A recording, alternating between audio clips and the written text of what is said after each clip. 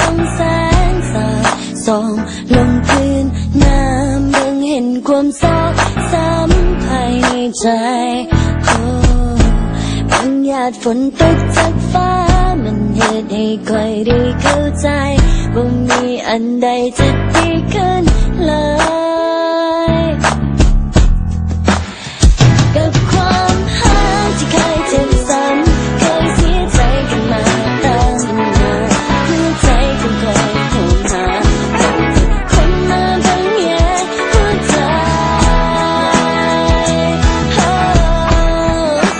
อยากเจอคนที่แสนดีมีหัวใจที่หักและคอยห่วงหาหัวใจที่คอยทุ่มเทหัวใจที่พอจะอยู่ข้างเราก็อยากมีคนแบบเจ้าเข้ามาอยู่ในใจมาหามาคอยดูแล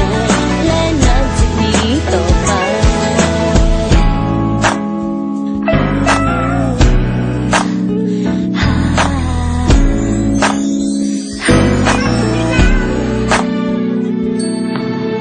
เวลาเห็นเธอคนนี้